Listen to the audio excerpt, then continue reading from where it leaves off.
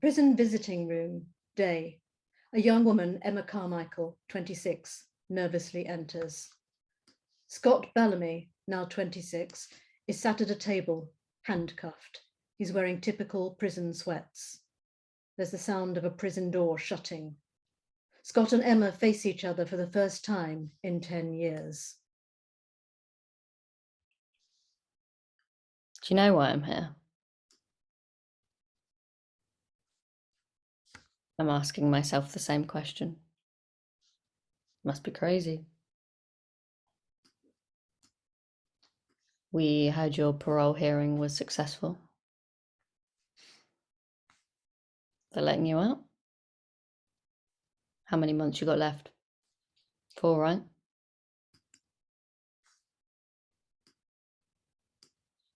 I need to know some things.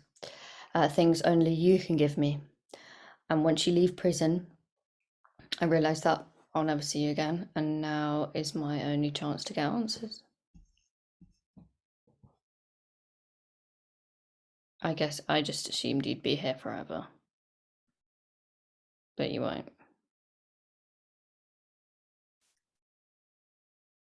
Do you know who I am? Old Bailey. 10 years ago. Last time we saw each other, you were with your mum and brother. I was in the dock with Joe. Foreman said guilty, you cried, I got taken away.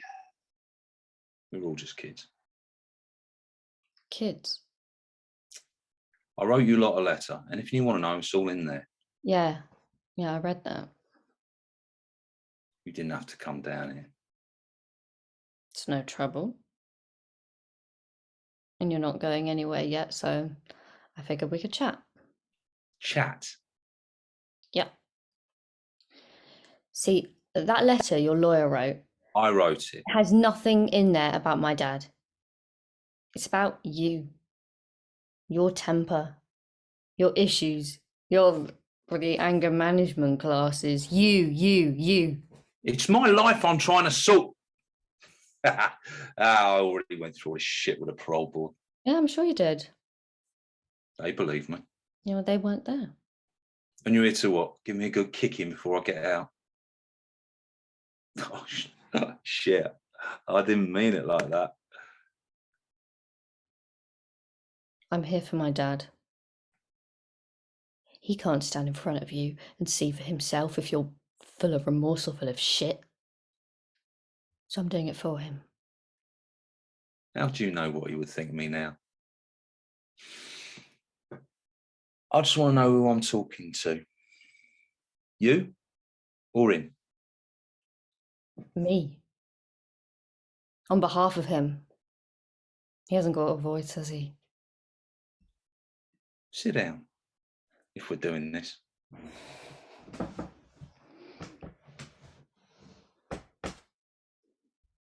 We crossed paths in that underpass. Cheers. Me and my dad, you and Whelan. You heard what happened to him? Joe Whelan, yeah, we were informed. But they never said how he did it. Hung himself with a bedsheet. After lights out. We were only 2 months in. He couldn't take it. Life in here. I saw him before they cut him down. He pissed himself. His face was fucking blue. His mouth was open. I didn't know that. When I think of him, even chatting about him now, I can still see his face. He still had tears in his eyes, crying till the end. My best mate. Well, when I think of him, I still see his foot pressing against my dad's neck. Yeah, I know. You spoke about it on TV. You know about that? Nothing's a secret in here. We're shut away from the world, but we know what's going on. I know about you, crying and that, chatting shit about Joe, about me, calling me psychopath, scum, thug. Fuck. You know, my mum saw that. She came down here, sat right where you are now, screamed in front of everyone about how I'm an embarrassment, waste of space, fucking on and on. Then she said she was done. For good. My own mother. What? None of my business. It is. It's your fault. What happened to me after? You fucking what?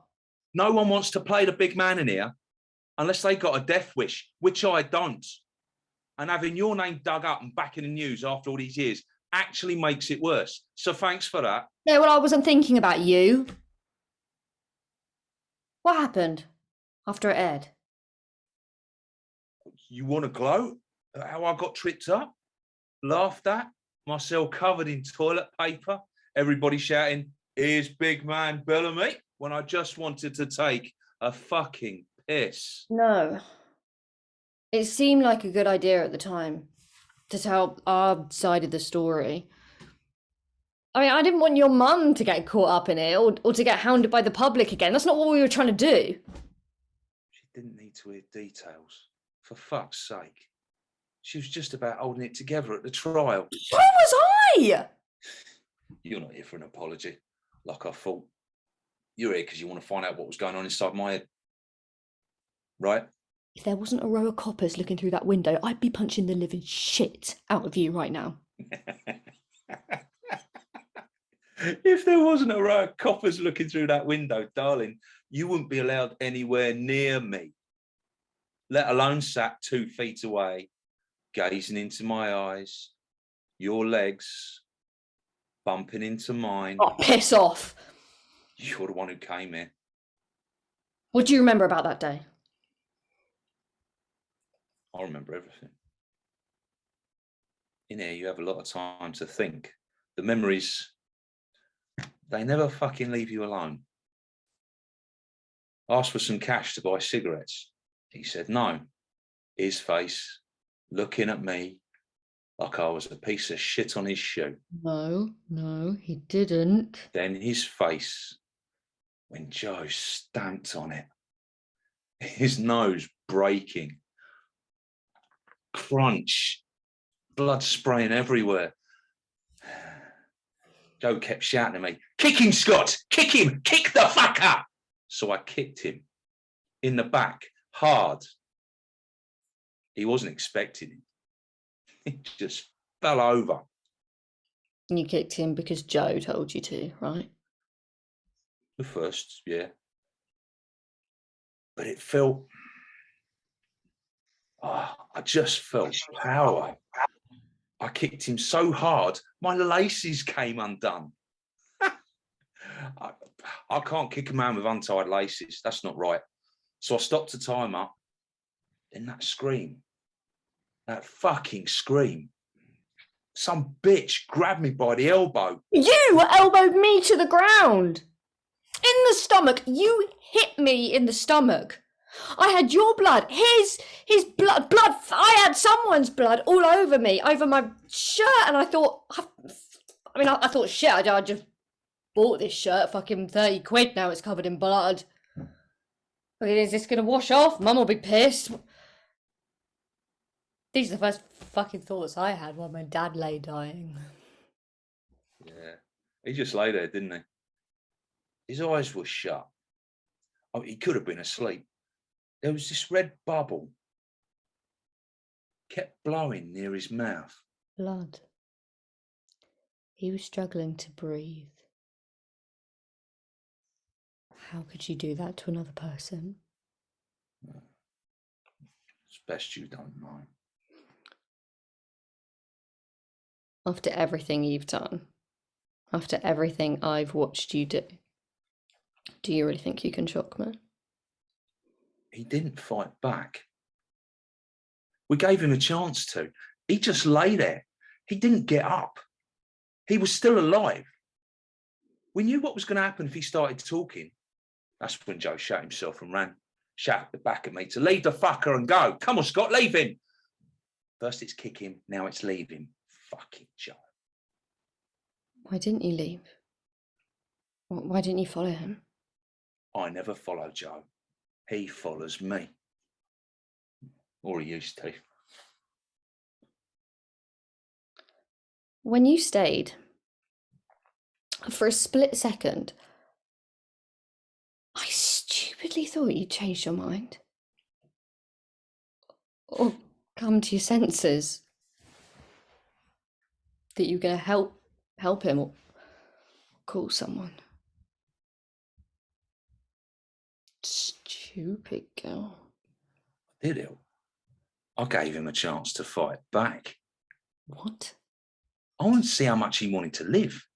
If he'd fight back. I looked at him and yelled, "Come on, Hey, come on, you fucker, get up. If your dad loved you so much, why didn't he fight us? 2 drunk 16-year-old lads versus a girl and a huge 40-year-old. 50. Oh, 50-year-old. If he loved you, why did he give up? You would have kicked him back down. I actually wouldn't have. I wouldn't have. If he'd had just one ball to fight back, I'd have respected him enough to let him get up, walk away, and you'd still have your dad. He couldn't walk. You kicked him so hard in the back, his spine was damaged. I stared down at him thinking, shit, have I killed the guy?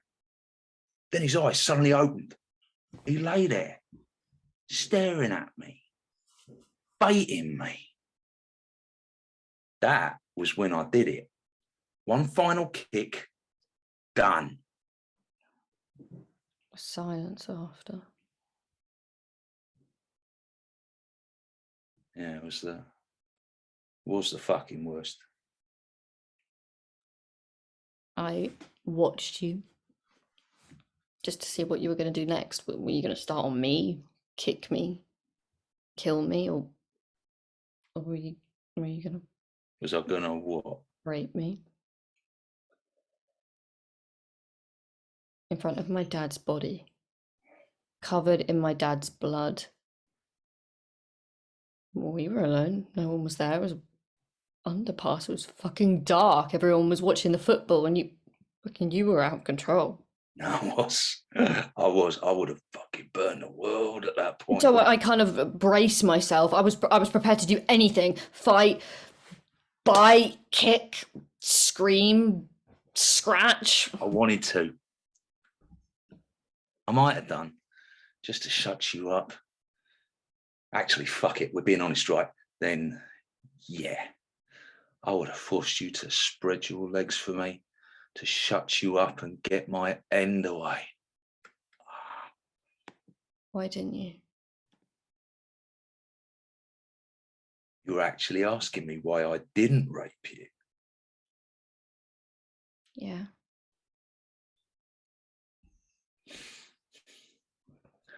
All those nights as a kid, listening to my mum fuck God knows who, and then listening to her get upset, crying, screaming, begging. I run in to help. She yells at me to go back to bed. Nah. Too much work to have you as well. Just want to go home. I see. You don't. You don't fucking see. You never will. You didn't stick around to watch what happened to my dad, did you? When they took him away, he was still alive, but only a body. He held on for 3 days. Then we had to switch off the machine. It was too late. Up here. Too late for him. We wrote him letters. I wrote him one telling him how much I loved him and how proud I am to be his daughter. I read it at his bedside before we switched, before he passed. What was he like? Why are you asking me that? You never cared before, during the trial or after, never once asked. I'm asking now. I want to know more about the guy I accidentally killed. Accidentally? Yeah, it was an accident. Stop. Just tell me.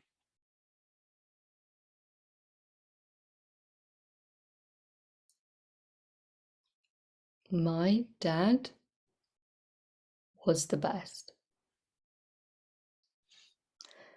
Kind, but also strict when he needed to be. Anything we wanted, he gave it to us, and then that's why we were out that day. And I was going shopping. I had to get something for some party I was going to. And he said, "Go on Sunday, less crowds." He wanted me to stay in and watch the football with everyone, but I mean, I couldn't give less of a shit, so I left the house. He only came with me because he didn't want me crossing the underpass by myself. He was like that. Protective. Even when you were kicking his head in like a fucking football. I know he'd have been thinking about me. Worrying about me. About what you were going to do. And if he had to lie there, listening, helpless to stop because he was literally paralysed. But I didn't touch you. And even if I did, I would never. Never what? I'd never make him watch. Well, you say that now. What would 16-year-old Scott do? Maybe he didn't fight back because he wanted me to run. Maybe he just lay there because he was giving me some time to escape. I don't know. You saw me kick your dad to death. And now you've just found out that I might have raped you. Might have. Would have. And you're still sat here, chatting to me like we're best mates. What's wrong with you?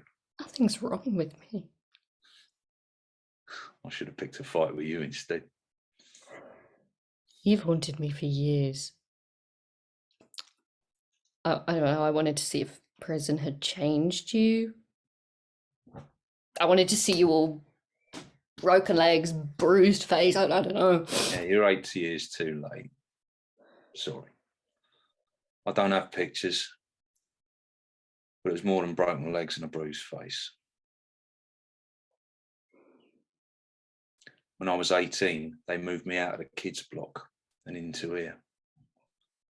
18. In an adult fucking prison. Work it out. I think our time's up. You don't want to hear it? Yeah, I'd like to leave now. Because I still hear you. You know that? Since the first night lights go off, it's just me in my shitty bed staring into the darkness, and all I can think about is that blue shirt with the gold eagle on the back. How did you remember my shirt? And all I can hear is you. That scream. When I gave the final kick, when it was all over, I hear it every night. It's like a loop in my head. It never fucking leaves, ever. You say I haunt you. You haunt me.